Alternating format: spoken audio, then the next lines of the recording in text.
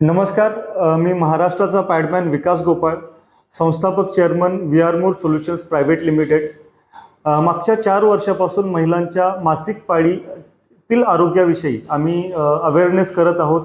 यामध्ये आजपर्यंत आम्ही 25,000 पेक्षा जास्त महिलांपर्यंत पोहोचलेलो आहोत आणि आतापर्यंत 2.5 लाखापेक्षा जास्त महिलांचे मासिक पाळीमध्ये असणारे जे छोटे मोठे त्रास होते ते बरे करण्यामध्ये आम्ही सक्सेसफुल झालेलो आहोत. तसेच 2,000 पेक्षा जास्त महिलांचं गर्भाशय काढण्यापासून सुद्धा आपण वाचवलेलं आहे.